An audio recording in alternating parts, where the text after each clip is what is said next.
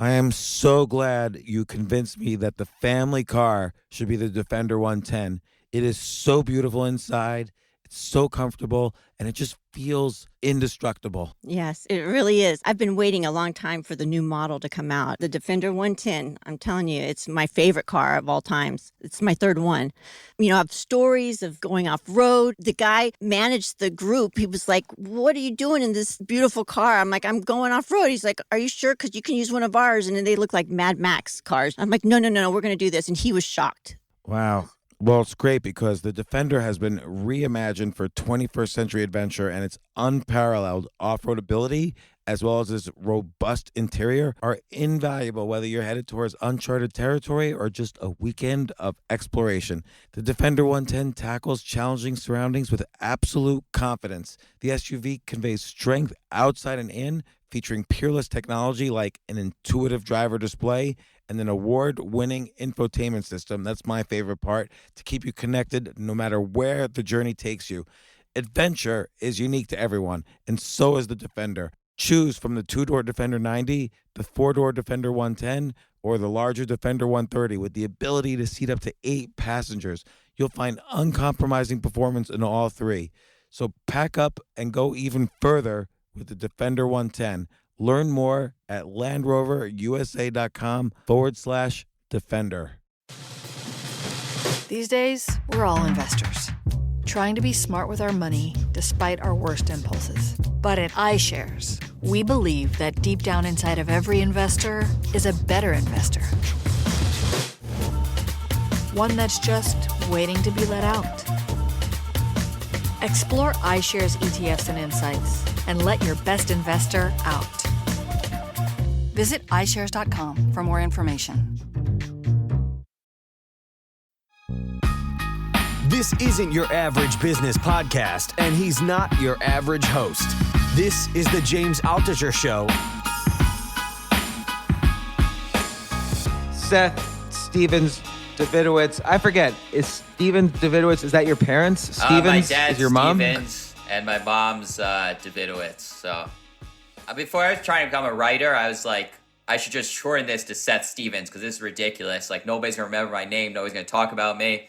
And my mom is like, Seth, you know, the Hitler tried to kill off Davidowitz. Like, she made me feel guilty because, like, my grandparents are in the Holocaust. There are hardly any more Davidowitzes left because they're all killed. She's like, you cannot eliminate this name from the planet or something. I'm like, okay. I'll sacrifice my career to keep the Davidowitz. Okay, which brings up a very important data question, and you're the expert on all things data. How many times has the word Hitler been used in an argument to either win or lose the argument? A lot, but I don't know. The real question is whether it's successful. My guess is it's more successful than people like to think. Like with my mom, when she just said that, like I was just like, yeah, I guess I can't really refute your claim. Like that would seem like an obnoxious thing to do, to not carry on this name that Hitler tried to destroy. So even if, again, it makes it hurts my career, I feel like I'm fighting Hitler in my small way. Well, I think it actually helps your career because it makes your name stand out. I think it would be, well, the ideal name, I should do a data study on this. I think the ideal name would be punchy and like easy to say, but also stand out. It's like if it was Seth, like Stevens, like strongman or something, like then it would be like really pronounceable, but also like stand out. I don't know. You would appreciate a Gilbert Gottfried joke. May he rest in peace. When you're done with this podcast, Gilbert Gottfried, the land of three named people. Oh, really? And he tells a really great joke, a really incredible joke, actually, that requires substantial amounts of skill to tell, about he ends up in the land of three named people like Sarah Michelle Gellar. I don't know. I can't even think of like other three named people. Debbie Wasserman Schultz. He doesn't mention her. But and it's very funny how it takes off from there. Sacha Baron Cohen he mentions. Okay. He mentions quite a few, and then it takes off from there when he gets stuck in the land of three named people. So you would appreciate it having three names and all. But we talked last about data in general, and you told me people should listen to that last podcast because you told me some amazing statistics that I didn't know about the sorts of things that show up in Google searches, or sort of the unusual ways in which data reveals the truth about the world, truths that we had no idea about before all this massive amounts of data were collected.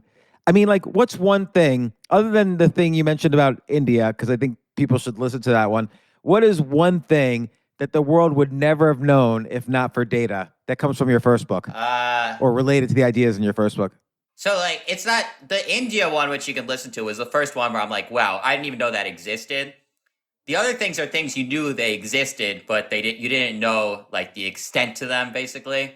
So, like, I do this thing on people searching for how to give pleasure to their partner. And it seems like women are like 3 to 5 times, maybe it was 5 times, I forget exactly what it was, more likely to search on how to give oral sex to a man than men are to how to give oral sex to a woman. So, like, women are more generous, basically. And that men actually make more searches on how to give themselves oral sex than how to give a woman oral sex.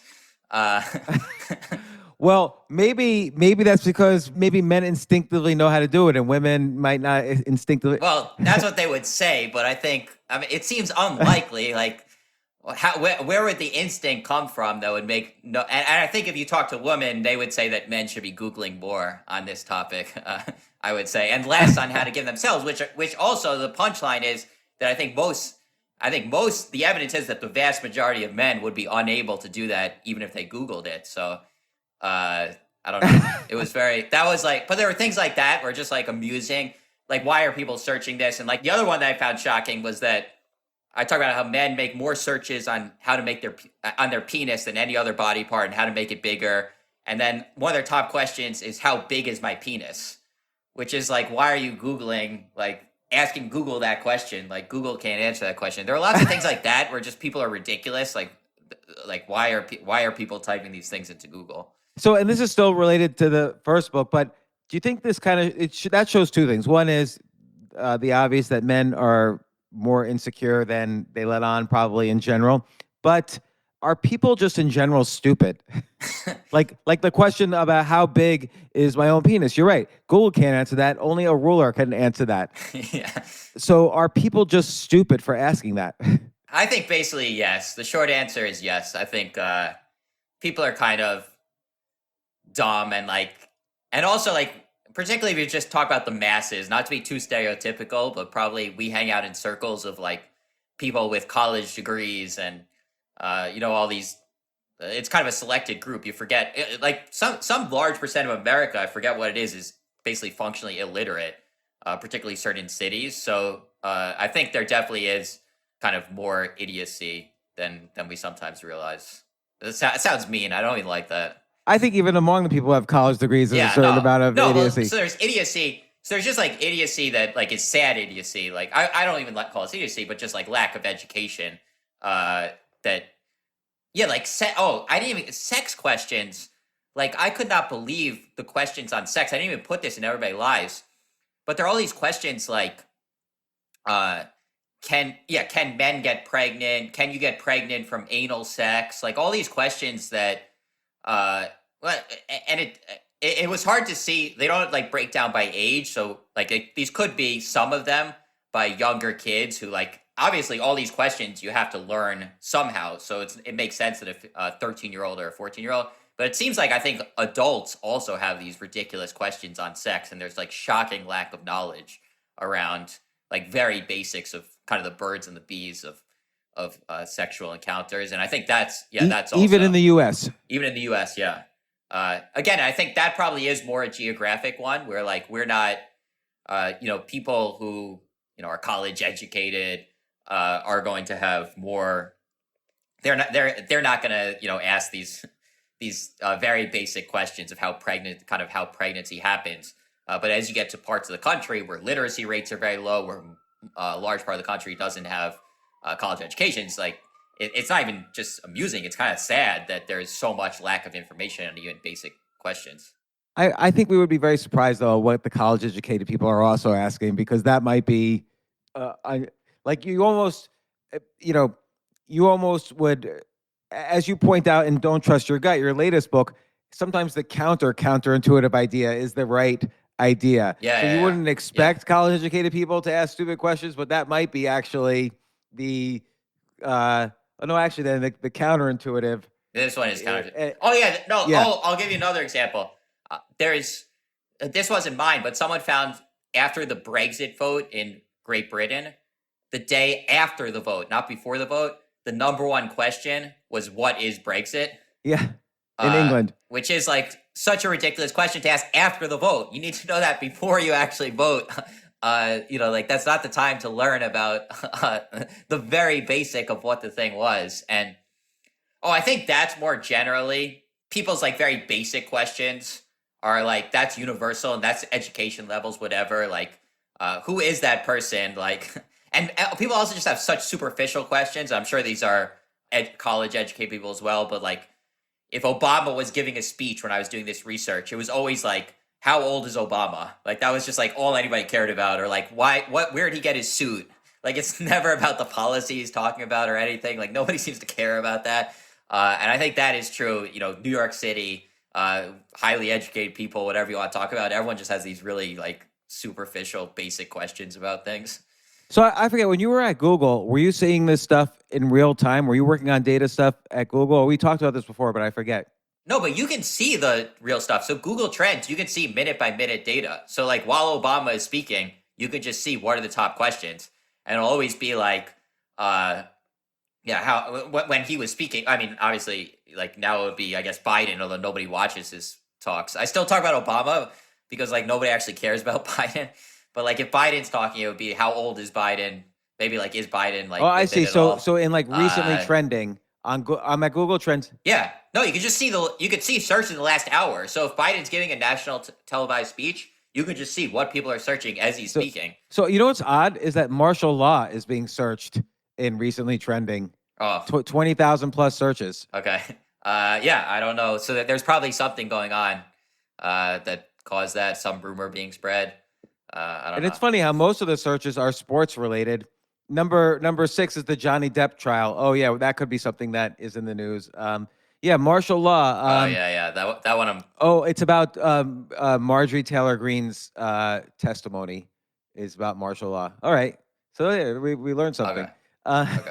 But yeah, you do always learn things by seeing what people are searching. Yeah, no, that's really fascinating. So in Don't Trust Your Gut, you've described this to me as Moneyball for your life, and Moneyball was, of course, this book by Michael Lewis, and then it became a movie where baseball coaches started using data to make better choices for their team, as opposed, like traditionally, baseball scouts would, there would be talent scouts that would go around the country looking for talented baseball players that the team would then draft. But in Moneyball, they used statistics to show what actually was surprisingly interesting data that correlated to the success of a team. Like, if I remember correctly, walks were more for a player. How many times they were walked was more important than how many home runs they hit. Yeah, so exactly. And now, like, Moneyball has just transformed baseball. Like, everybody has statisticians, and like, you can't not have statistical analysis and run a baseball team. And it kind of occurred to me that it was such an overwhelming example, like overwhelming proof of the power of data analytics versus kind of making your decisions based on your gut feeling. And it kind of like occurred to me, I'm like, well, actually, when we go about our daily life, when we like decide how to date, who to marry, what career to pick, like how to be happy, how to spend our time, like none of us take a real, I should say none of us, that's maybe a little exaggeration, but very few of us take what I would consider a real Moneyball for your life approach to these things and be like, what does the data tell us on these topics? So I'm like, okay, I'm just going to actually spend a few years, all these big questions that everybody's actually obviously interested in and are obviously relevant to people's lives. What is kind of the best data on these topics? And I think it's also, the other reason I wrote this book, there are many motivations. The other reason I wrote this book is I when I wrote Everybody Lies, I mean, this goes to people lying. I'm like asking people, what did you like in that book? And they're all like, I liked what your section on child abuse, your section on inequality, like your section on abortion, like all these big problems in society, how you can help us. And then it's like I had like one sentence on, you can see from Amazon Kindle what people underline, and like one sentence on what you should say on a date. and everyone was just like underlining the hell out of it and like wanted to know like, what do I say on a date? How do I lose weight? How can I be happier? Like all these questions, like what should I do as a parent? And I'm like, okay, people are basically lying when they're saying that they care about the world's problems, and everybody just wants to know how they should live their life better and basically self-help. So I'm just like, okay, if that's what you guys want, here it is. These are my best analyses on what you should do on all these like how you self-help basically. Nobody wants to admit how much they like self-help. So right, so that's fascinating, but also fascinating is that you used the underlining of your old book to essentially focus group what your next book should be about. Yeah, exactly. It's kind of self-referential because like data analysis to decide what book to write. Well, like, and you could potentially like I could take a history of World War I, and if there was one part that was like oddly underlined all over the place and no other part was underlined, then that chapter would suggest, like, let's say there was a small chapter about Woodrow Wilson having a stroke in the middle of World War I, then, and nothing else was underlined, just that chapter was underlined over and over again. That would suggest, oh, someone should write a book just about Woodrow Wilson's stroke. Like, everyone's fascinated by it. Yeah. I'm not saying that is reality, but that's how one could use any book to sort of focus group what another book should be.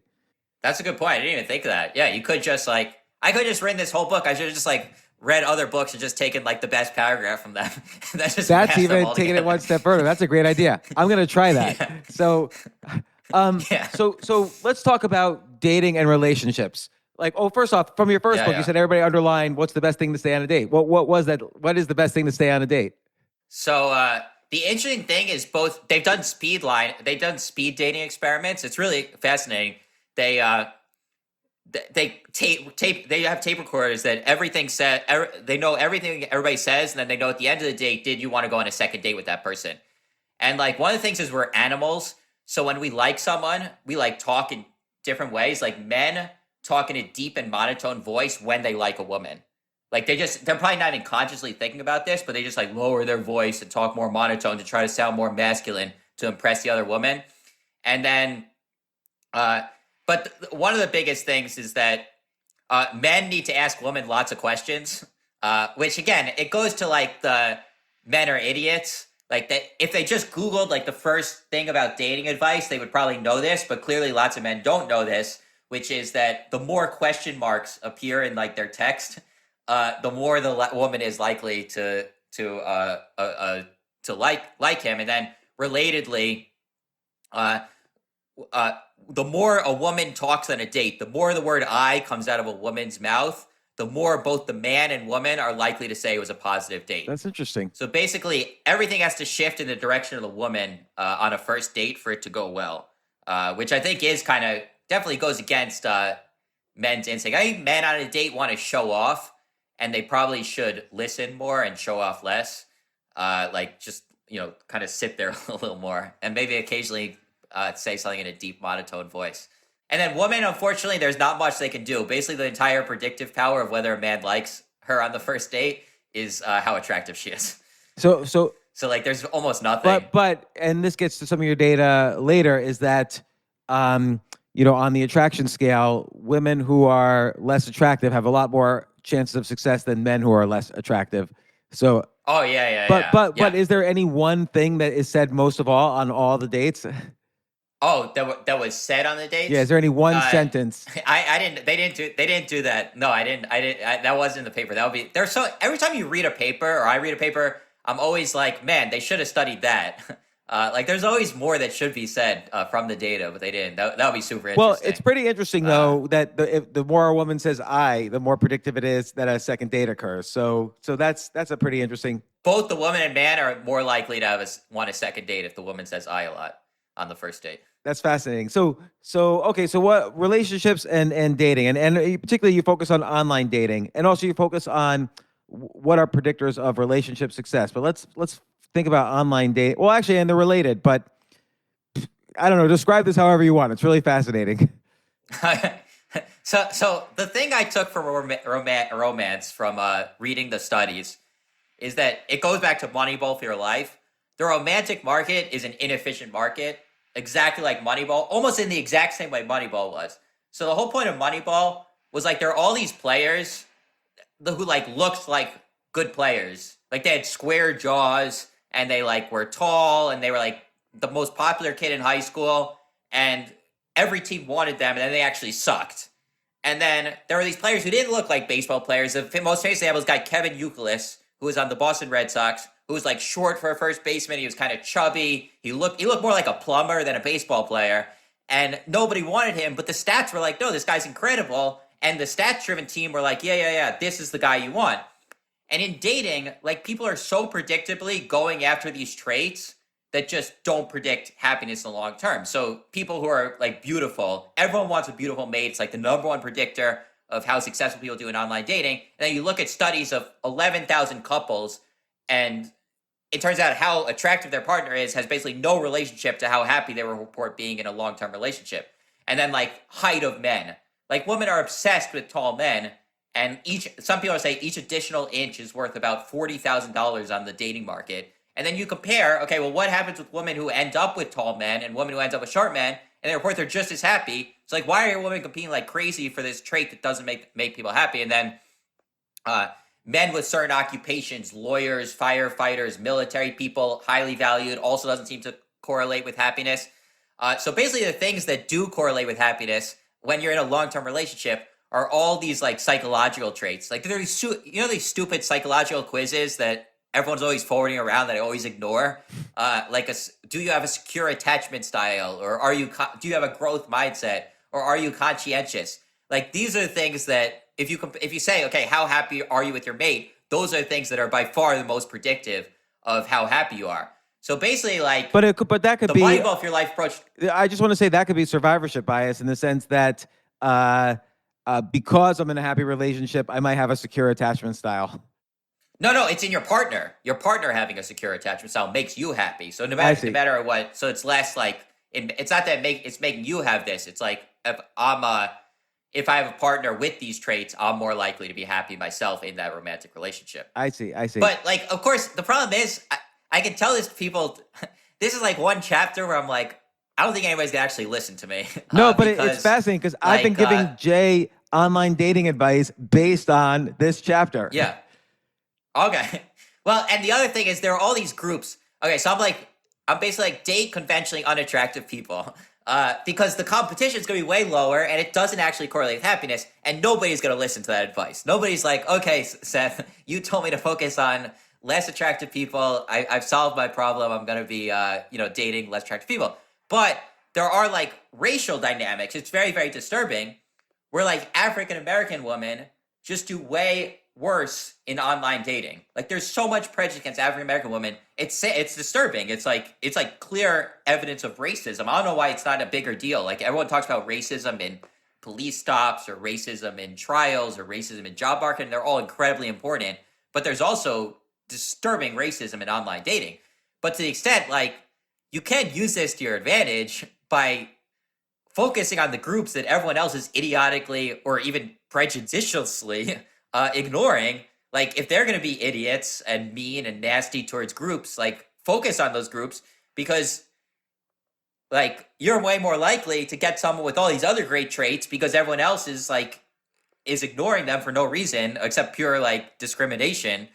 So like focusing on some of these groups that other people are ignoring is, I think, a very wise dating decision. And definitely like most people who are perpetually single and whine about dating, to the best of my knowledge, are trying to date beautiful people and that everyone else is trying to date. And then one of two things happens. Either you don't get the dates because like you're not that beautiful yourself and they probably want to date beautiful people back. Or I think more common, you try to date beautiful people, you finally end up with that beautiful person, and lo and behold, she's or he is not conscientious, has a crappy attachment style, doesn't have a growth mindset, is miserable, like all these negative psychological traits, which probably hurt them in the dating market and made it so they were still available. And then you're unhappy in a relationship. So basically, like focusing on the things that everybody wants is really, really dangerous in dating. And I think a lot of unsatisfied dating people are way too focused on these like shiny attributes that grab everybody's attention. So basically the advice would be to one way or the other, whether it's a racial divide or looks divide or whatever, focus on, if you want to increase the likelihood that you get a lot of responses and a lot of dates, and also maybe find someone with good features other than, the features that everyone's selecting for, go for these groups. Yeah, but no, I'm a little worried that nobody's gonna follow. Maybe the racial ones people will follow a little bit, but I feel like is any woman now gonna try to date short men? Because I said the prejudice against short men is idiotic, and like there's no evidence that taller men make for better partners. Zero evidence. But do And taller there's- men and this make for incredible- worse partners, or attractive women? No, they don't make for worse partners. No, they don't make worse partners. But the point is, if they're so highly competed, there's an inefficiency. And your chances of, you're going to have to sacrifice something to end up with a tall man. Like there's going to be a sacrifice here. And the sacrifices are on all the things that actually make you happy in the long term. Or sacrificing years of being single because you're constantly getting rejected because you're not willing to settle for anybody who's not like 6'2" or whatever. I don't know. Yeah, 6'2" is like the maximum. It's like insane on Bumble. Like, I think like I forget exactly what it is. They have a height filter. I think like 90% of women have a height filter over like 5'10" or something, which means like 50% of men who are under 5'10" are like not getting through the height filter on Bumble. So if like it's hard for me to feel bad then for the woman in like New York City who are complaining they're always single, and then Bumble, 50% of the market they're already knocking out just based on this one attribute that doesn't make for long-term happiness. And you also pointed out something very interesting in your online dating profile, which is that let's say everybody's rated on a scale of 1 to 5. So like if I see someone, I think they're a 5 if they're great, or 1 if they're not so great. You don't want to be a 3. You don't want to be the average person. Even like if you're a good looking person, you don't want to be like 20% better than average. You want to be either disgusting or stunning. You want to be an extreme. Like if pink hair, like if you have pink hair and that's not selected generally, you still want that because people are either going to love you or hate you. They're not going to be neutral about you. That's a study from Christian Rudder using OkCupid data, and it was totally fascinating. And I think he found that the people who do best in dating just get like extreme responses. Some people are really into them and some people really don't like them. And yeah, that's better. If everybody thinks you're like, okay, then nobody actually really wants to date you. And even if they do agree to a date with you, on that date, you're going to like, they're not going to be that into you. They're not going to be that attracted to you. So it's better to be just like an all-out extreme version of yourself. And it doesn't have to be just physically. Like even mentally, I think it's no surprise that with the books I've written, nerds reach out to me and be like, Seth, what should I do as a nerdy human being, like in life? And I can't get a date. I'm so nerdy. And they're always like, I need to be like more, conventionally attractive, or like, learn about fashion. And I'm like, no, nerd it up. Like go all in on your nerdy characteristic. And then you're going to eventually find the niche of women or men who are really into nerds, and they're going to be so into you. Everything's going to be better. So like, don't at all. The worst thing you can do is tone down your extreme qualities. Then everyone will just be like, yeah, you're fine. Again, Brad Pitt can tone down his extreme qualities. Natalie Portman can tone down her extreme qualities. Their probably best bet is just be like, don't rock the boat. Everyone's just like throwing themselves at you. Okay. But if you're not Brad Pitt or Natalie Portman, if you're not like the most beautiful person on the planet, yes, be an extreme version of yourself. Grab people's attention with, wild hair, extreme nerdiness, whatever it is about you, some crazy hobby. Like just go all in on that. And then a lot of people will think you're disgusting, and that's totally fine. But some people will be really into you. And it's totally been true in my life, by the way. Like my current girlfriend, her type was nerds. Like that was just, there are people out there whose type is just nerds. And like, and so it's like, I didn't have to change anything. I just had to be like as nerdy as I wanted to be. I could talk about, our dates. I could talk about all the data on anything. Like she'd just be like eating it up. I didn't have to like read. Let's see your picture. Do you have her picture on you right now? Yeah, why? Like, is she valued on the dating market much higher than you, do you think? I will determine for the audience if you're dating out of your league or not. Oh, I'm definitely dating out of my league. I'm consistently out of my league, I should mention, in every single case. I can't think of a single instance where I was above my league. I was always below my I always dated above my league in every relationship I've ever had. I have as well. This is my very beautiful out of my league girlfriend. Oh yeah, you're out of your league. She's out of your league. Thank you. Is that a compliment? It's neither here nor there. I've perpetually like I said, I don't think even once I've dated within my league. But that's going against my advice because I say you should not focus on physical attractiveness.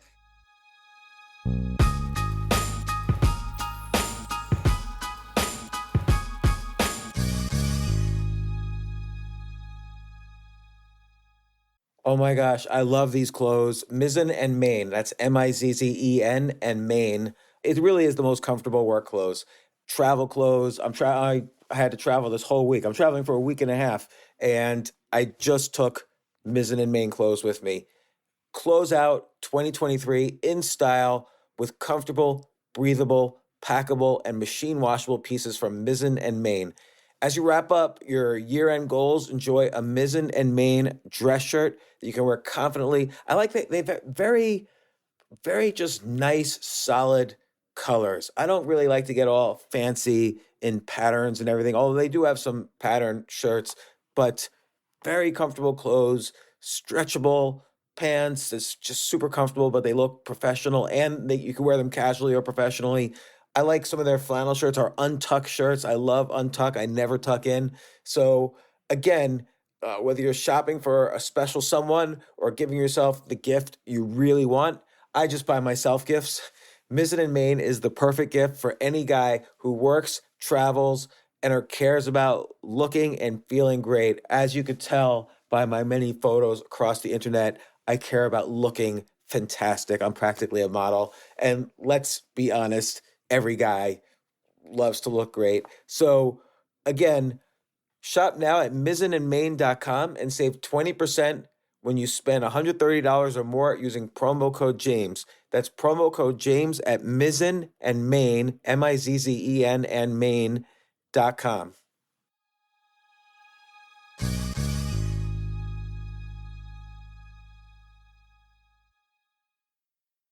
You know what I love about fantasy sports is that even though I'm not going to be a great basketball player or a baseball player or a football player or whatever, I feel like I get to participate and make decisions and use my knowledge of these different leagues or these different sports to compete. So it's like I can pick my team or I can pick my favorite players and I could use my knowledge to make predictions and maybe even make money. So with the basketball season here, you can now pick combo projections across football and basketball from the Specials League on Prize Picks. This is a league created specifically for combo projections that include two or more players from different sports or leagues. Want to play alongside some of Prize Picks' favorite players like rapper Meek Mill and comedian Andrew Schultz, who's also been a guest on this podcast, and I've been a guest on his? You can now find community plays under the promos tab of the app to view entries for some of the biggest names in the Prize Picks community each week. Look, Prize Picks even offers a reboot policy so that your entries stay in play even if one of your players gets injured. For football and basketball games, if you have a player who exits the game in the first half and does not return in the second, that player is rebooted. Prize Picks is the only daily fantasy sports platform with an injury insurance policy. What? So I love playing it. I love anywhere where I can use analytical ability with my interests to demonstrate some skill and maybe make some money. And I like the game-like aspect. I do wish they had chess as a category on prizepicks.com, but I'll settle for what they've got. Maybe I should make my own fantasy chess league. But in any case, I love Prize Picks. Go to prizepicks.com/James. Use code James for a first deposit match up to $100. That's the easiest $100 you're ever going to make. So that's prizepicks.com/James and use code James. Daily fantasy sports made easy.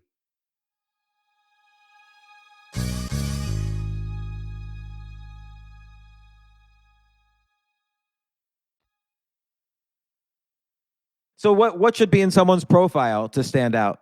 Like, is there any study on like, and I forget if you They've mentioned done this. studies. I'm not that impressed with the studies they've done. They've claimed like they always do these things. Like what tends to happen is they do a study like being with a tiger or being with a lion. Being with next to a tiger makes you more attractive, and then every man reads the study and they all put tigers, and then every woman is, and then it's the opposite of being an extreme, like being an extreme. So I think once like the study Right. comes out saying something, too many people do it, and you can't really like win. You can't. It becomes like an unsuccessful strategy. So I think. The other thing that is a massive can really bring you way above your league is just being more aggressive and asking people out for both men and women. Like I think the worst advice they give women is this idea that you should be hard to get, and I think that's just totally untrue. Like asking tons of people out dramatically increases your odds of getting a yes. I mean, it's pretty much a mathematical law that the more people you On all ask levels. on all levels, and the data from dating sites, I was shocked by the odds. What happens when, like, as you said, people rank people. So let's say a 1 on conventional attractiveness asks out of 10, and I'm like, if a 1 asks out of 10, like their odds are like 1 in 1,000, like 1 in a million. Like no one is going to win over a 10 in online in dating. And the numbers tend to be about 14% for a male 1 and like 30% for a female 1. And this, like, talk about punching above your weight. That's like, like 1 is like, I consider myself very low. Even I'm not saying I'm a 1 on dating. So like that's just like a massive, like way higher chances than I would guess. And that's even in online dating. Like I think they haven't done a study, but I think in a bar it's even more extreme because you get so much credit for the chutzpah of asking someone out that if you just like are way more, ask more people out, are more, less fearful of, I guess, rejection. I think my strong suspicion, which I want to do a study on this, I ran out of time. But when you see someone dating well above their league, frequently what explains it is that they were just rejected way more than other people, and they just asked people out. There's math about this. It's like the math of a coin flip, almost. Like, if you flip a coin 100 times, Yeah. the odds of never getting tails is almost infinitesimal, right? Yeah. The odds that you had 100 heads in a row, because at any one roll, any one flip in that sequence, it's 50-50. But for the whole sequence, the odds of only getting heads and never getting a single tail is almost zero. And it's the same thing here. Let's say it's a 1 out of 100 chance. It doesn't have to be 50-50. Even if you have a 14% chance, the odds of a 14% thing so it's 86% chance that you get a no. The odds of an 86% chance thing happening 40 times in a row is almost nothing. Like if you have a 14% chance, you do it enough, eventually you're gonna get a yes. But people don't want to do that. So I also have a recommendation. I didn't include in the book. There's something called rejection therapy. Because Jay, your engineer, was saying that before you joined the show, he was saying, I can't follow this advice to just ask everyone out because I'm too sensitive about rejection. And the best thing to deal with that is there's a game called rejection therapy where you just every day you do something ridiculous. You ask a ridiculous request that you're going to get no to. So like, let's say if you're in Manhattan right now, like walk out the street and ask someone in their car to give you a ride to Long Island. Just be like, I need a ride to Long Island. Can you give me a ride? Or like, I need to move a couch from my living room to a bedroom. Can you help me out? And just a stranger. And they're going to say no. They're going to say no. Like, you charge me $5 for this coffee. Can I get it for 50 cents? Like just these ridiculous things that you're going to get no to. And eventually you just get like desensitized to no. And once you do that, then you can start asking for these 14% chances. So the beautiful woman or the beautiful man, you ask them out, which... and then you'll be like just desensitized to the no's. Let's say you're a 1 and you have a 14% chance of getting a response from a 10, okay, like a model or whatever, or in either direction, male or female. And you think to yourself, an 86% chance of getting rejected. There's no way I'm going to do it. Well, I just did the math here using a calculator on Google. If you approach 30 women, which is not a lot, 1 a day for a month, there's a 98.4% chance that you're going to get a yes in that month from a model-looking man or woman. 98% chance. Exactly. Of getting a yes. Now, of course, I need to caveat that there's a difference between this was a study of getting your messages responded to on an online dating site, and it included a small number of "go fuck yourself" messages probably as well. So there's a difference between getting your message responded to and getting a official date, let alone a second date, a third date, a fourth date, a relationship, a marriage. So there are many steps to get rejected along the way. But I do think that people are way too shy in dating, and that you can massively increase your odds. My dad told me something that, if you include this story, only acknowledge that I said this is horribly politically incorrect and not appropriate in the Me Too movement. But he told me when I was growing up about a friend of his who basically asked every woman he knew to have sex, which, again, not appropriate in this day and age. But he said he had more sex than anybody ever knew because most people would throw their drinks at him, but occasionally you would get, a yes. So, well, and that's where this rejection therapy comes in, which is extremely valuable. That's extremely valuable advice. Not stand on the corner and ask every woman to have sex with you, but get used to being rejected. Like one great example I always do is I always ask for a 10% discount. Like if I'm ordering a coffee at a Starbucks, I'll ask for a 10% discount. They almost always say no, but it's a worthwhile practice. But now, okay, what about in your first message? Longer messages, there is evidence that longer messages, and it's kind of obvious things, but longer messages, more personalized messages. So many people just cut and paste a message, and that really is unsuccessful. And just showing off, like any talent. So I kind of learned this. This was kind of goes with being polarizing. So I'd accumulate all these like accomplishments in life. And when I was single, which I now am not, but when I was single, I kind of learned my first message should just be incredibly arrogant. And it would always grab people's attention. So I just like listed, it was practically a CV. It wasn't even a message. But I'm like, you got to stand out from the pack somehow. And even if the first question is like, wow, that was an arrogant message, then the second message will just be like, I just try to grab attention, but I'm not arrogant. Like, let me just get you a coffee, and then just have more conversation where then you use the advice from the first dates, and I start asking questions and having her talk about herself and being showing that I'm not just like an arrogant, self-absorbed bastard. So something like that, like just saying, hey, I think a lot of people, it goes with not putting yourself out there. That a lot of people, even when they're asking someone out, ask someone out in a way that's self-protective. So you say like, hey, how are you? Even if it's online. Even if it's online. I think there are ways people play games to kind of lower the sting of rejection, kind of give plausible deniability, even if it's online and certainly offline. It's very hard. Before having done some of this research or, read some of these studies, and when I was still single, I got really good at saying the words, I would like to date you. Would you like to date me? Or not even the words, but just like the sentiment. Like, I want to date you. Do you want to date me? That's like the hardest thing for a human being to say. And, because it's so much putting yourself out there, and there is the chance that the person says, are you kidding me? Like, no, of course not. I have no interest in dating you. Or they're probably not going to be that mean, but the no is a real possibility. And certainly I heard no, many, many times, but eventually you hear the yes. And I think the ultimate dating strategy is combining being a polarized version of yourself with asking lots of people out.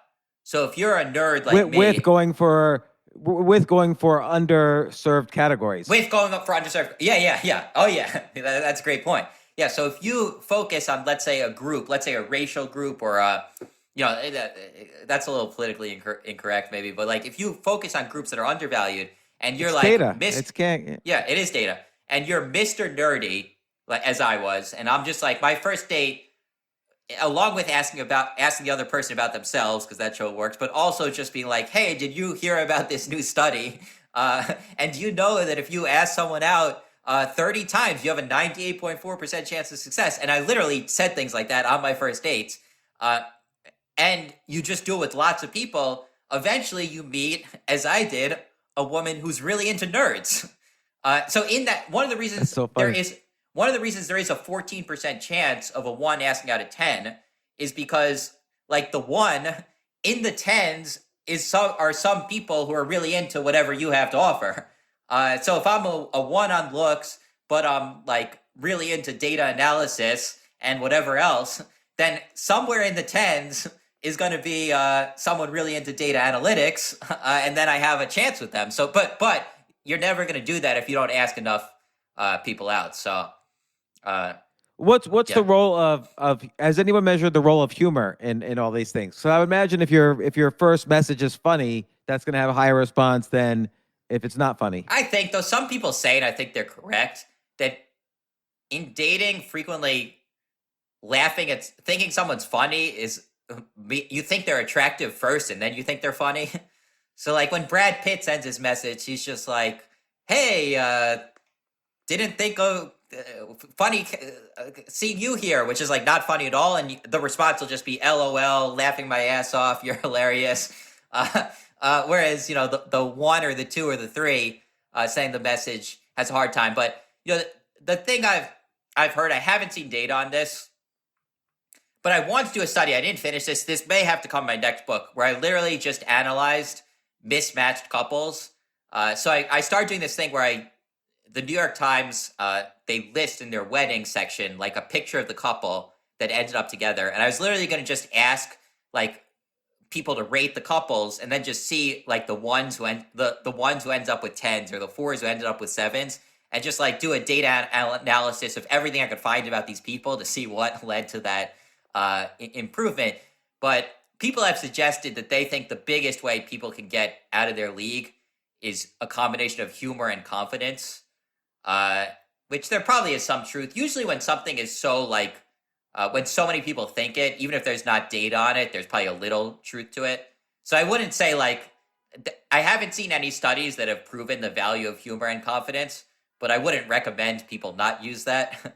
If you can be funny and confident, I definitely. But your whole recommend point it. is that you can get out of your league, and out of your league is a very judgmental thing. Like whatever people know what we mean. We're not being sexist and I'm talking in both directions, or straight or gay or whatever. But you gave very reliable advice for basically dating outside your category. Let's put it, which is underserved groups. And the other thing is, talk about not being sexist, not being whatever. Like I literally say that dating out of your league is a mistake, because it's not going to make you happy. Like you can be, when you're married for 4 or 5 years, the last thing you're going to care about is that your partner is really tall, or your partner is really beautiful, or impresses people at a party. You're going to be really interested in. Yes, I think there is a formula. If your goal were to date out of your league, I think there is. I think there are a few big tricks. There's actually one other trick that I didn't talk about. Say it. There's overwhelming evidence. There used to be an idea that people are attracted to opposites. Opposites attract. That's kind of a line. Opposites attract. They've analyzed data on this, and it's completely untrue. So people are more likely to message someone who shares just about anything in common with them. Same education, not just like education level, but went to the same school. So if you went to Michigan University, you're more likely to get responses from someone who went to Michigan than from someone who went to Wisconsin University, even though they're similarly ranked schools or Midwestern schools. That data is also very specific. Like if you have the same initials, if you have the same initials, someone is more likely to respond to your messages if they share your initials, which is completely irrational. But I think you can also, if you're really trying to be strategic and maximizing like the chances of getting a yes from someone, let's say, out of your league.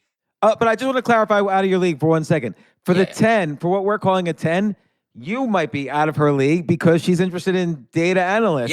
You're a 10 in data analysis. So she's trying to get out of her league and not just go out with all these like dumb jocks or whatever. She wants a data analyst. It was a 10 to her 1. That's a good way. That's a good way to think about it. What's the advice? But the advice is focus on a market with similarity. So like if someone shares your initials, you should even be more likely to ask them out even though it's irrational, they're going to be more likely to appreciate you. And if someone shares went to the same school, has the exact same hobby, like all these things, they actually don't predict, surprisingly, they don't predict relationship happiness much at all.